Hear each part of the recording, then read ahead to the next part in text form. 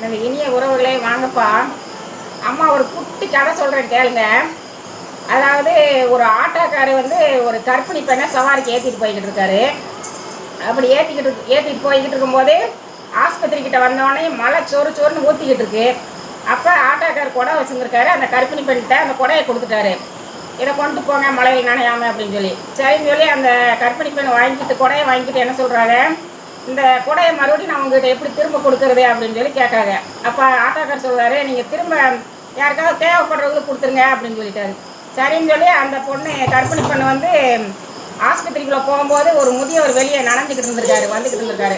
அவர்கிட்ட கொடுத்துருச்சு. சரி, அவர் சொல்லியிருக்காரு, எப்படிமா அந்த குடையை நான் உங்கள்கிட்ட திரும்ப கொடுக்குறதுன்னு, நீங்கள் தேவைப்படுறவங்களுக்கு கொடுத்துக்கோங்க அப்படின்னு சொல்லி அந்த கர்ப்பிணி பெண்ணை அந்த முதியவர்கிட்ட குடையை கொடுத்துட்டு போயிடுது ஆஸ்பத்திரிக்குள்ளே. அப்போ சரின்னு முதியவர் பஸ் ஏற போய்கிட்டு இருக்காரு. குடையை பிடிச்சிக்கிட்டு போய்கிட்டு இருக்கும்போது ஒரு பூ விற்கிற பொம்பளை நனைஞ்சிக்கிட்டு பூ விற்றுக்கிட்டு இருந்திருக்கு. அப்போ அந்த முதியவர் என்ன செய்தார், பஸ் ஏற போகும்போது அந்த பூ விற்கிற பொம்பளைகிட்ட அந்த குடையை கொடுத்துட்டாரு. அப்போ அந்த பூ விற்கிற பொம்பளை சொல்லுது, நான் எப்படி உங்ககிட்ட திரும்ப கொடுக்குறது இந்த குடையை அப்படின்னு சொல்லி கேட்டிருக்கு. அதுக்கு அவர் முதியவர் சொல்லியிருக்காரு, நீங்கள் தேவைப்படுறவங்களுக்கு கொடுத்துருங்கம்மான்னு சொல்லி அவர் சொல்லியிருக்காரு. சரின்னு சொல்லிட்டு அந்த பூ விற்கிற பொம்பளை போய்கிட்டு இருக்கும்போது வீட்டு பக்கம் போய்கிட்டு இருக்கும்போது ஸ்கூல் விட்டு ஒரு பிள்ளை நனைஞ்சிக்கிட்டு வந்திருக்கு.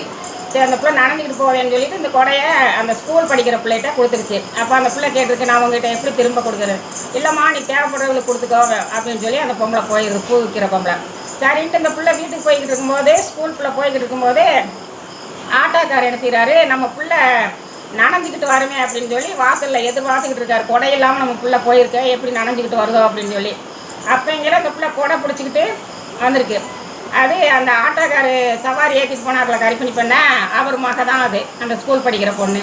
அப்போ நம்ம ஒருத்தருக்கு உதவி செஞ்சோம்னா அந்த உதவி நம்மளுக்கே திரும்ப கிடைக்கும். அதனால் எல்லாருமே நல்லபடியாக உதவி செய்யுங்க. இந்த கதையை ஒரு தங்க பிள்ளை சொன்னிச்சு. அந்த தங்க பிள்ளை யாருன்னு சொல்லி கமெண்டில் எல்லாரும் பதிவு பண்ணுங்க தங்கங்களே. அதைத்தான் அம்மாவும் சொல்லியிருக்கேன். தங்க பிள்ளை சொன்ன கதையை தான் நானும் சொல்லியிருக்கேன். நீங்கள் எல்லாரும் அந்த தங்க பிள்ளை யாருன்னு சொல்லி கமெண்டில் சொல்லுங்கள். நன்றி உறவுகளே.